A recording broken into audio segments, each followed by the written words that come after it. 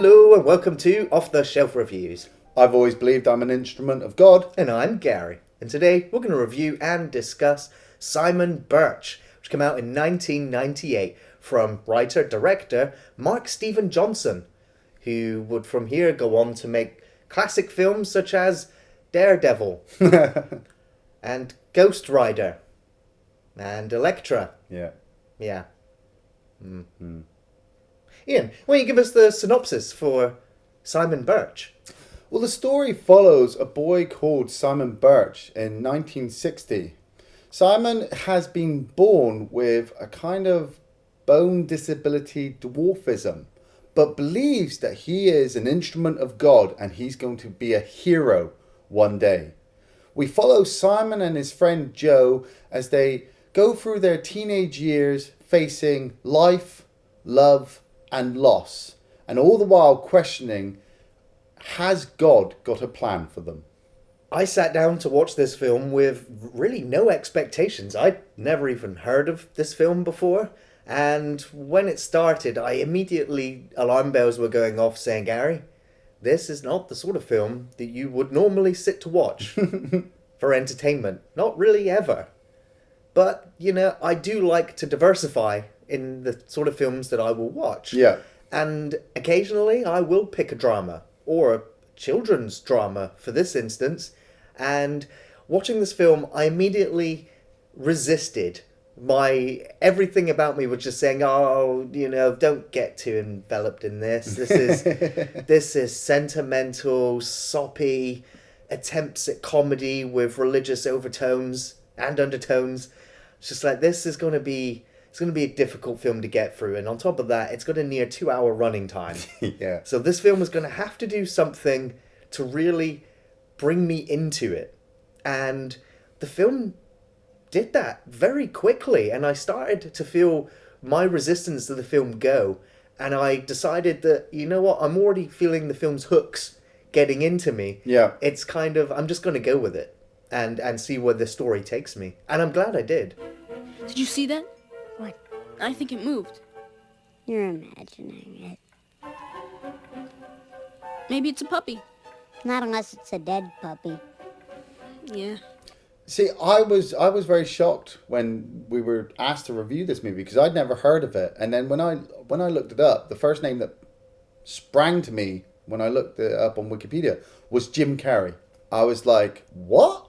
Jim Carrey's in this fucking film? And you immediately see Jim Carrey in the cemetery at the beginning of the movie talking about his friend, and the laughs they used to have and how he misses them.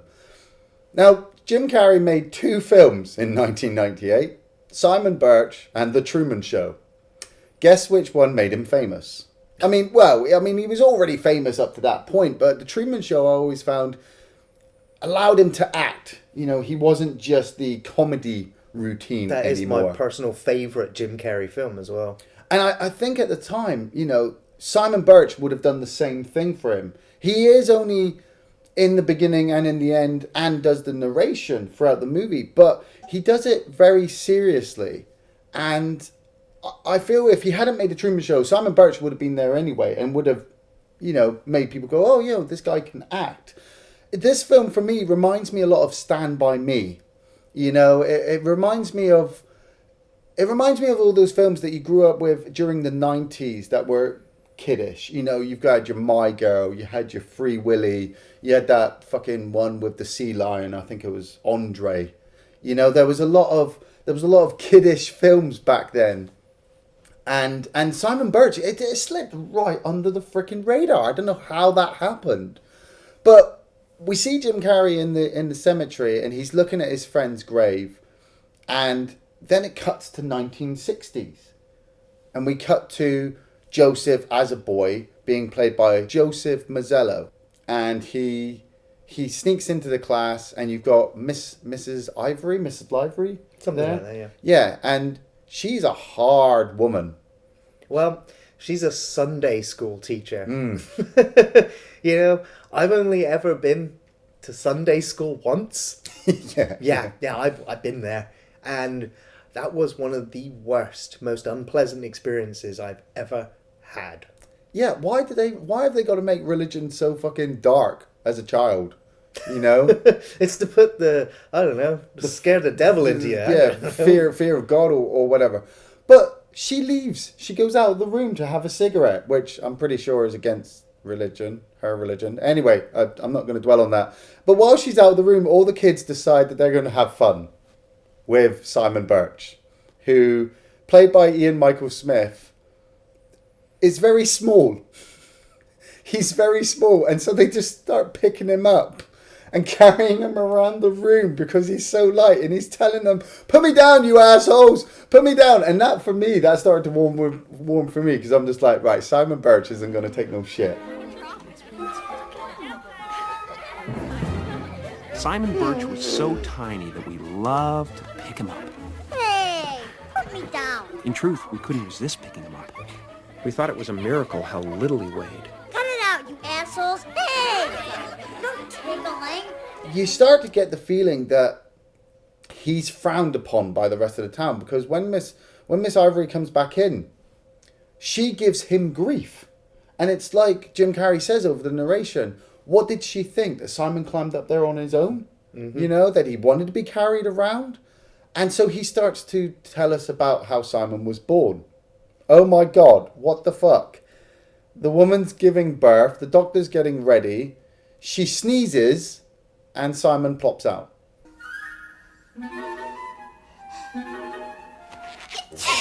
Gesundheit. Oh, doctor!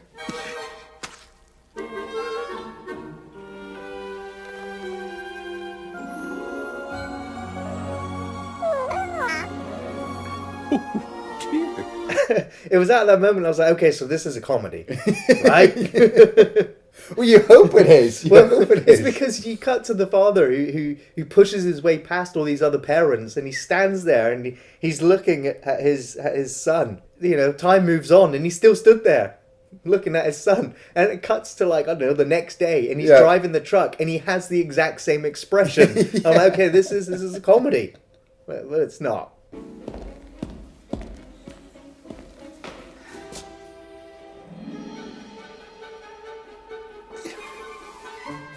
And so, yeah, so it's not really a comedy. It is definitely a drama. And we very quickly start to watch the relationship between Joe and Simon really take off. And they become the bestest friends, almost to the point of becoming brothers.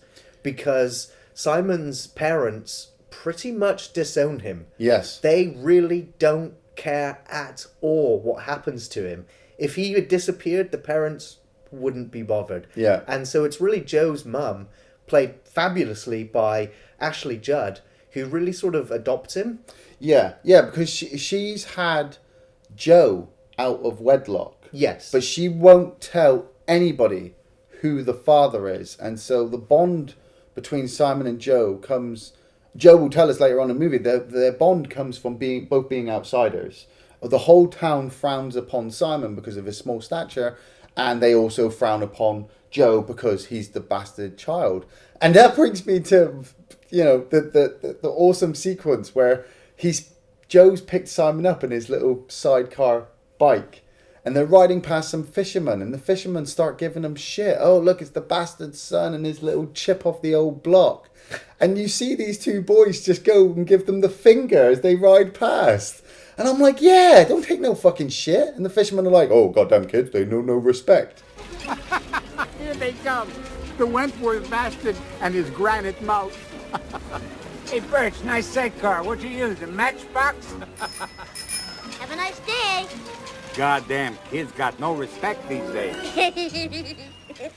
They get to the baseball game and Ashley Judd starts walking down. Now, I read this up, and obviously the role was first given to Sandra Bullock, but she pulled out of it, so they gave it to Ashley Judd. But the director decided to really emphasize the fact that Ashley Judd was an angel in everybody's eyes. The way she walks slowly with the sun shining on her, the way Simon turns around, and he comes out with some of the most perverted stuff.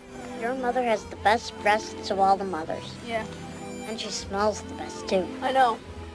She's so sexy that sometimes I forget she's someone's mother. Hey, okay. I was just being honest. And I'm like, what the fuck? Yeah, it kind of adds this, this unhealthy yet, natural response where he treats Joe's mum like his own mum. Yeah. Yet when she's kissing him and cuddling him, you can't help but feel like he's fantasizing about Joe's mum at the same time. And it's a little bit weird. Well, see, it took me a while to get this in my mind, but I mean, Joe is 12.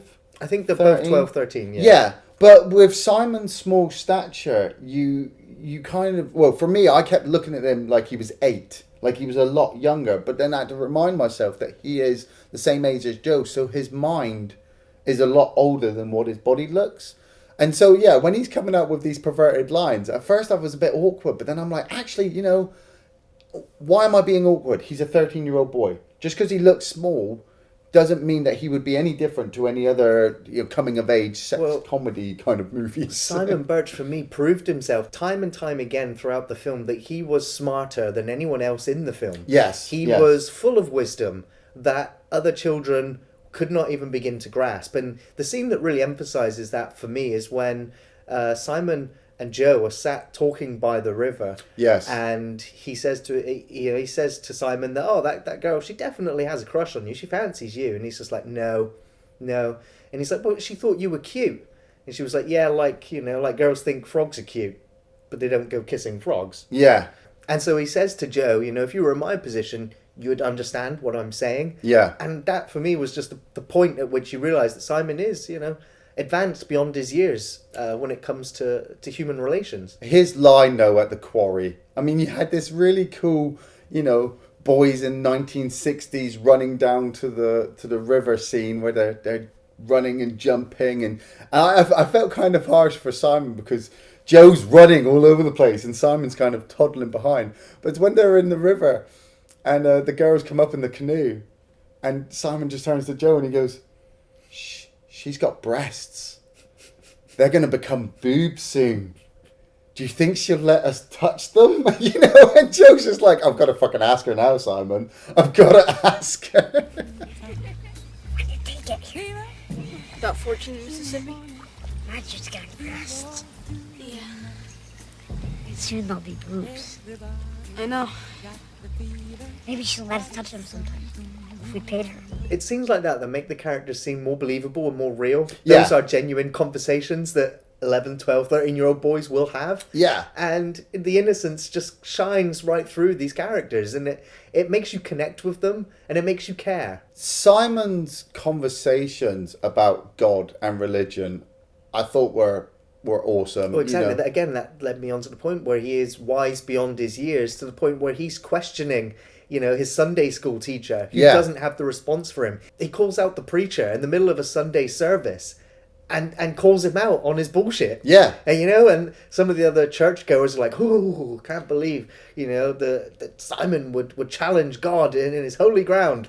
Yeah, but you're just like, well, hold on a minute. He's living his life through faith alone. The doctors told his dad that he wouldn't survive the night, and he did. He wouldn't survive the week, and he did, and he's just continued to grow. But the only thing that's kept him going is the belief that God has a plan for him. And a lot of people keep turning around to him saying, "You're making the other children uncomfortable. You're making parents uncomfortable because you keep telling them you're an instrument of God." And I'm thinking to myself, don't take this away from Simon, because you're already belittling him and putting him down because of his small stature. Now you're taking away the one thing that actually makes him more unique than everybody else. Yeah, but at the same time, if I had a friend that told me they were an instrument of God and they were going to do great things, yeah, goodbye, friend. Really? Yeah. Oh. Yeah. It's a very strange thing to have full belief in. And that is the thing about religion. I am not a deeply religious person. I'm deeply spiritual. Yeah. But not religious. And so when you have a character that believes that God has a plan for them, I don't have a problem with anybody. Everyone in the world, there's a plan for everyone. To some extent, you know? but a divine plan from up on high. Yeah, I mean, it's like that line. I think it's Simon and Joe clash at one point, and Joe says to him, I need proof. And Simon says, you don't need proof, you have faith. And I think it's Joe who replies and says, yes, but I need proof for that faith. I don't need proof. I have faith. Your problem is that you have no faith. We got faith. Just want proof to back it up. I sat there thinking, that is the constant conflict, isn't it? We need proof that these things exist, but you don't need proof, you've got faith. Yes, but, and it just swings around like that. And because that argument is a very deep, it's a complicated argument yes. that still wages on today. And to see two children discuss it and break it down to its simplistic sort of elements, again, it's very very engaging for all audiences. Well, yeah, because it emphasizes that they're brought up in this very religious town, this very religious background. We've got to go to church. We've got to be seen in the eyes of God, and yet there is no proof. Like we said, when Simon calls out the priest, and the priest is talking about the bake sales. Simon's just like, is this what we're doing? Really? This can't be God's plan. But let's not get into religion too deep, shall we? We've also got Oliver Platt, who turns up, and he's dating Ashley Judd, Joe's mum. I think Oliver Platt's awesome. Yeah, I've seen him in quite a few films, usually bit parts here and there. And I thought, again, in this film, he would just have a small bit part. Yeah. But when events happen in the film and his character continues to show up, I was kind of glad and really enjoyed his screen presence, more so than any other films I've seen him in. Yeah, he's very easy to be around, I suppose. He's instantly likeable. Yeah, he's just instantly likeable. And he when he turns up and he sees Ashley Judd and he's coming over for dinner, you hear Joe saying, "Well, yeah, he's probably just bought me another present trying to get with me," but it's like he'd already planned for that and brought something, but it didn't really matter if Joe messed with it or not. But if he did, it was going to be really, really fun. And if he didn't, then at least Oliver tried. Oh, could you guys do me a favor? Just keep an eye on the bag for me and give me a holler if it moves, okay? Thanks. I gotta admit, the line about the armadillo, that set me up for how this film is. It's the way they're instantly scared by this thing, this armadillo. And it's Simon who's looking at it and he says, It's not that bad once you get used to it. What do you think, Joe? I don't want it. Can I have it? Well, why don't you give it a chance? Maybe it'll grow on you. And that's how I felt about this film. At that point, I was like, you know what? Yeah, it's not that bad, and it's going to get nice the more I get used to it. But it comes to the first major turning point in the movie. Now, as a lot of you know, I Wikipedia a lot of my films, and when I read this, I was like, what the fuck? Seriously? I just have to see this film alone just for this one scene. Now, Simon and Joe are part of the Little League, the baseball team the town has. And the coach kind of uses Simon just to get free runs, because he knows that Simon can't really hit the ball or the pitcher can't, aim perfectly for Simon to hit it. And on this one day, everybody's really tired and the team's losing, so they just want to go home. So he says to Simon, just swing for it. Just swing wildly, hoping to get all outs. And then they can all just go home. Simon, takes his place at the mound, gets the bat ready. And we keep cutting to Ashley Judd as she's walking towards the game so that she can watch Simon and Joe play. And we cut to Simon, we cut to the pitcher, we cut to Ashley. And it all starts to slow down because the pitcher throws the ball, Simon hits it, and it immediately becomes a foul ball. And it hits Ashley Judd in the head and kills her instantly.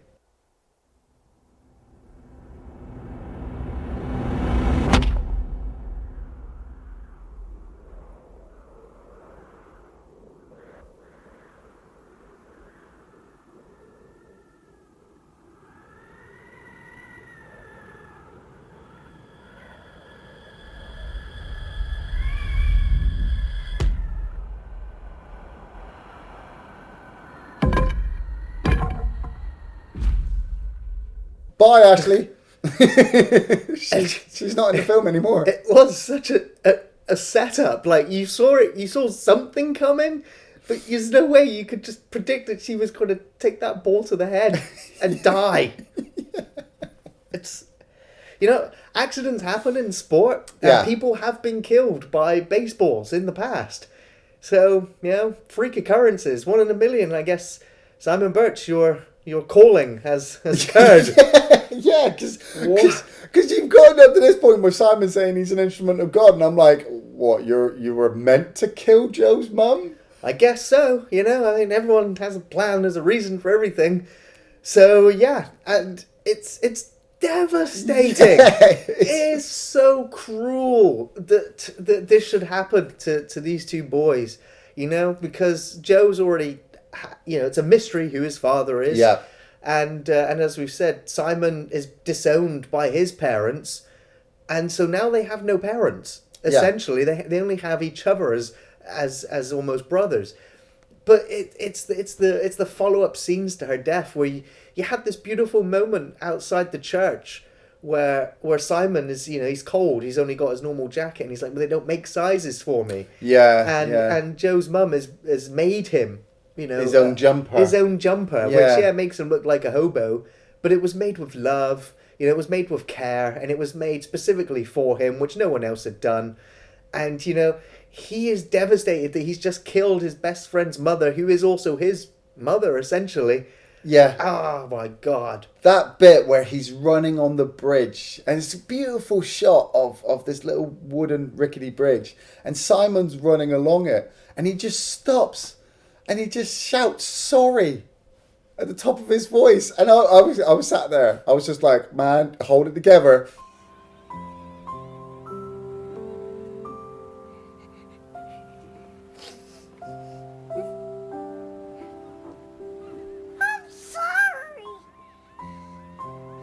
And then it cuts to the funeral, and everybody's there. And you see Joe sat on his own, and he turns, and Simon kind of pokes his head out from the grave. I wasn't too sure if he'd been invited, but he didn't want to go. Yeah. Or if he hadn't been invited, but he had to be there to see her. Some people, they can't handle that kind of stuff. But it's all the little bits after as well, where he leaves his baseball cards for Joe. And Ben says to him, what are they? Oh, they're Simon's baseball cards. I don't know why he gave them to me. And Ben's, just starts giving him a little bit of advice. Well, he's trying to deal with this situation just like you. Maybe you can give him something in return. And like you said, they're these two friends who are really close as brothers, who have this thing to tear them apart. And then it's the rebuild up of their relationship. Because Joe says to Simon now, I've got to find my dad. I've got to find out who it is. I love that little part where he says to Simon, did you take the baseball? And Simon's like, why would I take a murder weapon? Why would I take that bloody baseball? And Simon and Joe's just like, well, somebody took it. And then Simon's just like, maybe it was your father. And it's just like, dun, dun, dun. Maybe he was there that day. Who? Your father. Maybe he took the ball. I love that sequence. They're sat outside the shop and they're just eating ice cream and they're just looking at all the different people. Could it be him? No, because my mum's only known him for about 5 years and I'm 13. Yeah, true. That doesn't work out. What about that guy? He's left-handed. Yeah, but that's because he chopped off the finger on his right hand. And it's the way Simon says, well, maybe he did it to get close to you. But they come across, I think it's the swim teacher. And Joe starts to attach to this teacher because they have a lot of stuff in common. Now, Joseph Mazzello, you may recognize from Jurassic Park. He played Timmy in the first movie and partially in the second movie. And I haven't seen much of him apart from in Jurassic Park, but being this young Joe in this movie, coinciding with Jim Carrey's narration all the way through as well. Like I said, it reminded me a lot of Stand By Me with Richard Dreyfuss and Will Wheaton's character. So they really molded well together, I felt. So now that they're friends again, it's time, as the season moves on, to prepare for the Christmas pageant. Yeah. And I love the sequence where the teacher's going around assigning them all roles, and all the kids are like, "Oh no, I don't want to play fucking Joseph. I don't want to play the wise men." Yeah. And they're like, "Simon, you get to play baby Jesus." I'm not playing the baby Jesus, so just forget it. You're the only one who fits into the manger. I won't do it. Come on, Simon. You'll be fun.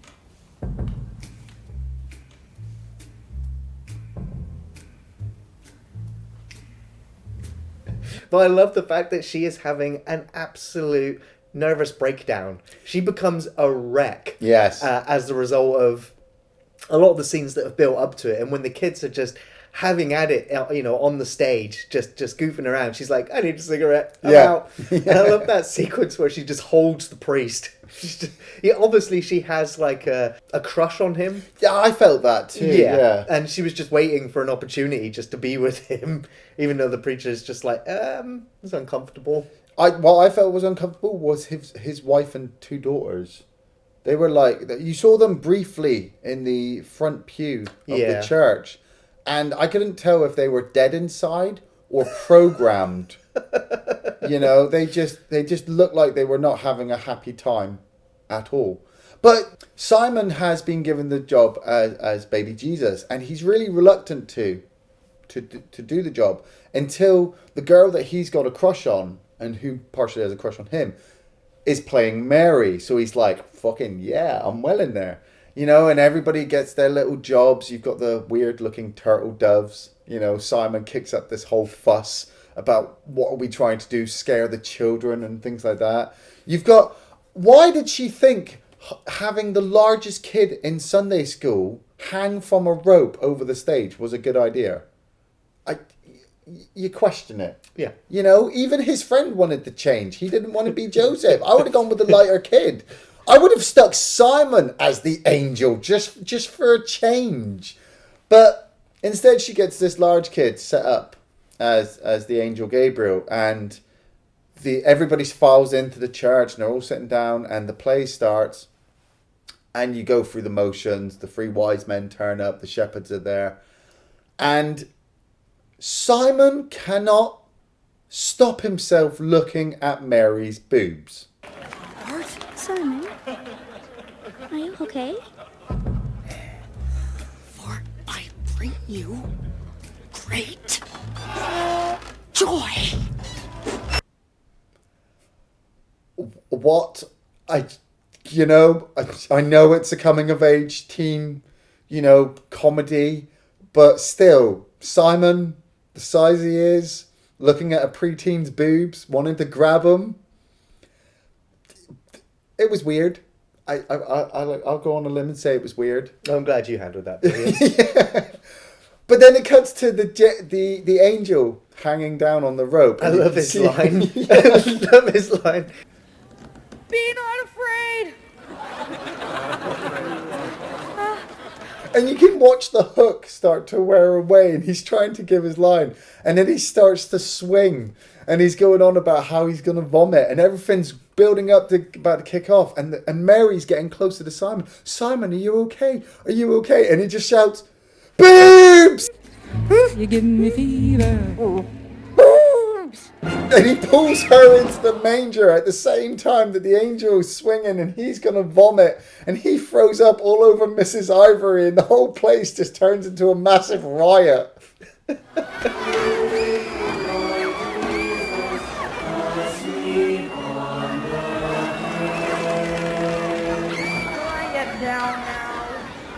So this leads to Simon sort of being disciplined by the preacher again. Yes, yeah. And he's told, you're not allowed to come on the retreat with all of the other children. You're going to have to stay at home. But Simon, he breaks the preacher down here. It's a really great scene. Yes, where yes. he's just like, look, I just want you to help me understand. You are a man of faith.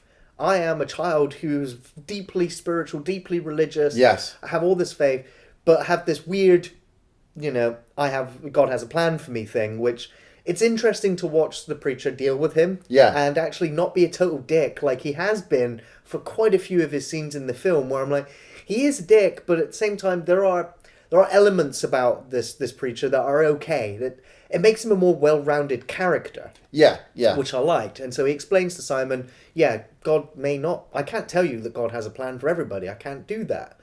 But you have to adjust your ways, especially in this community. Yeah. And it's the end of the scene, essentially. And we're pretty much building to the final moments of the film where the kids are now all getting on the bus to go on this retreat. Yeah. And Joe had already had this breakdown where he thought that the gym coach was his father. Yes. Broke in, found the baseball, found out that it wasn't really... that wasn't his father, so he's at a loss and he's kind of, okay, I'm just going to go on this trip now. When Joe leaves, Simon decides he's going to break into the preacher's office and steal his baseball cards back because they were confiscated before the Christmas pageant and retained afterwards as well for disciplining reasons. And he breaks in there and he finds the baseball. Yes. And he instantly realizes that the preacher is Joe's biological father.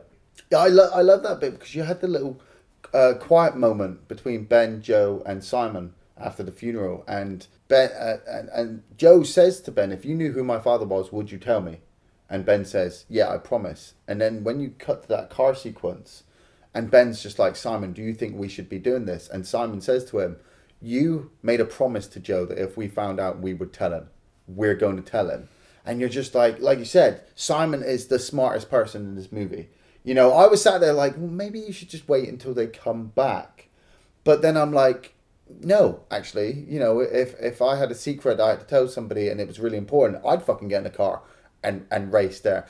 And they both coincide at the same time because the priest at the retreat is talking to Joe, and you kind of got hints through the movie that, yeah, that's the way the story would turn out.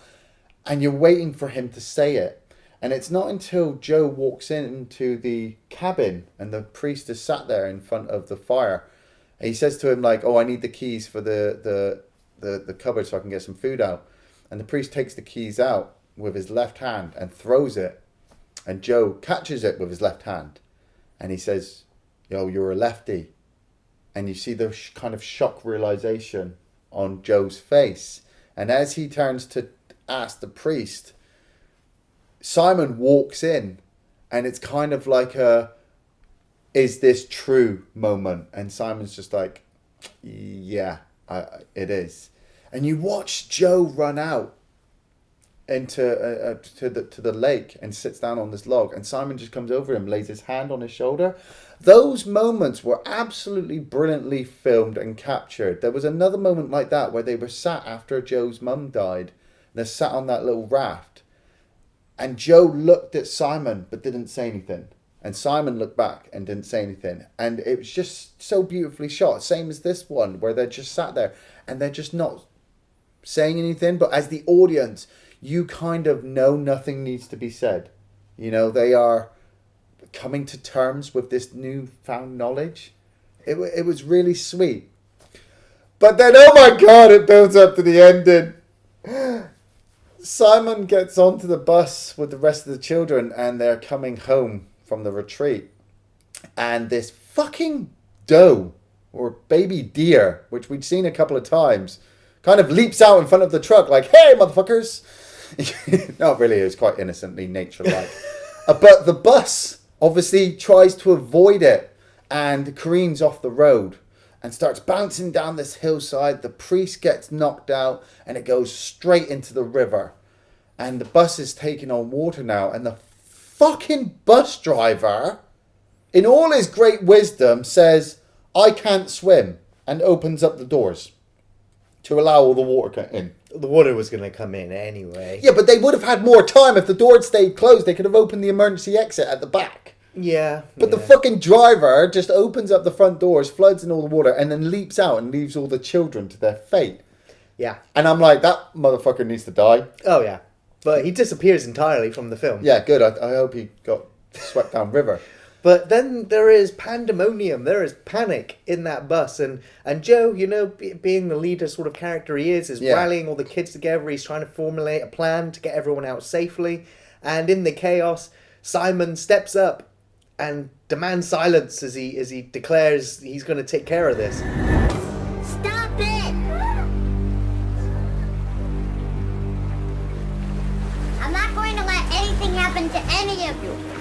And, you know, for about 5 seconds in the film, I was just like, oh, that transition didn't work for me. Right, okay. It felt forced, and it felt like, oh, this is the bit where Simon has that moment, you know, where he has the God's plan. Yeah. And it was like, okay, yeah, I see it. You know, for other people, it might not be too awkward a transition, but it just felt a little bit forced. Well, for me, I mean, he'd already said prior in the movie that, you know, because of his... people wouldn't listen to him because of his squeaky voice and his small stature. So for him standing up and to shout, quiet, you know, in a weird way, in movie terms, I suppose, it was like God was like, this is your moment, Simon. Yeah. You know, it didn't flow as well, like you said. It didn't flow as well as it should have done.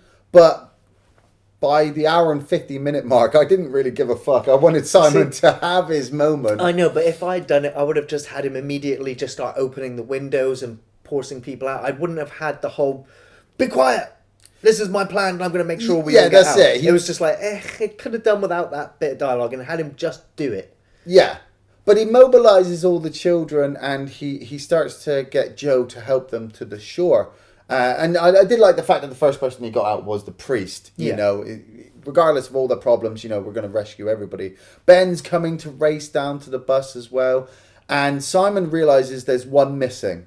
And it's the small boy who's been being picked on by some of the other children, and Simon's been trying to help him. So they try to get out of the bus and the door closes, and now they're stuck in a sinking bus. And Simon has to kind of help the smaller child get up to a window and pull the window down. And Joe rescues the small boy out of the window. And as they're trying to get Simon, the bus fully sinks down. And you're like, no, Simon, no! Pull him out, Joe!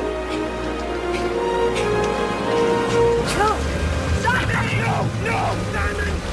But luckily Simon manages to escape from the bus, but comes to the surface, and you know something's wrong. You know, the coldness of the water because of its winter time, the fact that he was holding his breath for such a long time, and such small stature, he can't hold his breath for that long.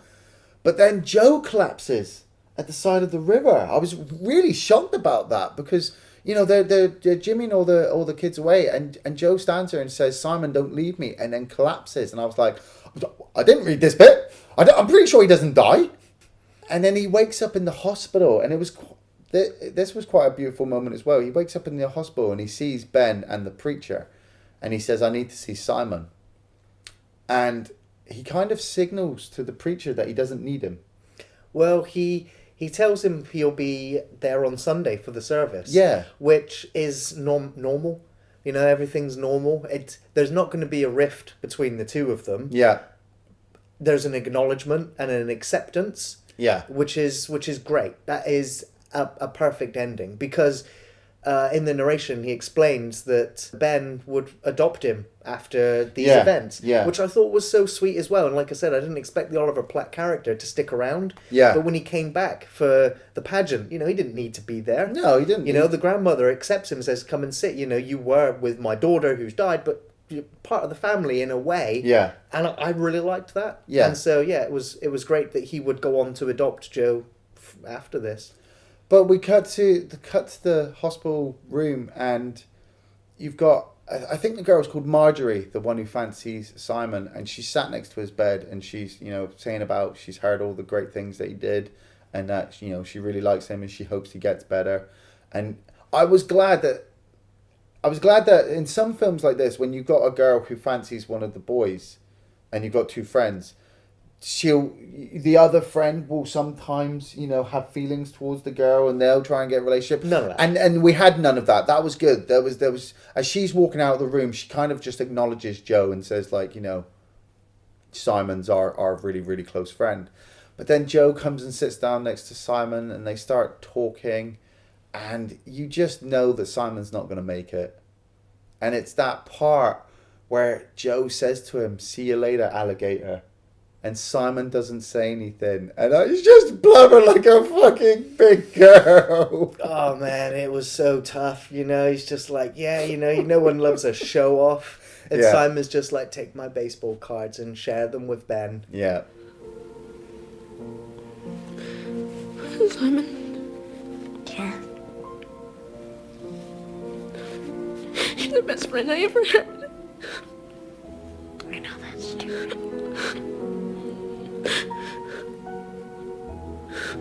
Joe, Yeah. gotta go now. It's a sad ending, but at the same time, you know, it worked. It really did work. It didn't ham it up too much. You didn't feel like it was forced. You'd been following Simon all the way through the movie. And like I said, Ian Michael Smith, I think this is like his only film. Yeah. You know, and he did it brilliantly. Regardless if the director would go off to make some really atrocious movies later on in his career, you know, adapting this story from a book. Based on the novel A Prayer for Owen Meany by John Irving. Yeah, and the ending to that book is completely different to the film. I read the story on Wikipedia, and you know, it gets really dark towards the end of the book, where it wouldn't translate so well for a kid's film. So the ending for the film just worked just enough to tug at your heartstrings just a little bit, you know, not to push it too overboard, but just enough that you sit there at the end going, oh my God! It is rough. You know, I choked up as well. There was no denying it, no hiding it. It was a very well executed scene from two child actors that excelled in their performances in this, and it was a well-earned moment in the film. Yeah. But, you know, it's not the end, because life does go on. Yeah. And we come back to Jim Carrey, who's at the cemetery of Simon Birch, and he says the same prayer that Simon had said for Joe's mother. It's a very sweet moment. Then you realise that, Joe has grown up. Now he is a father of his own, and he has his own kids. And it's just like, you know, time has healed these wounds. They are better, stronger people as a result of it. There is a prayer I say for Simon Birch. It's the same prayer that he said at my mother's grave that night I found him in the darkness. Into paradise. May the angels lead you.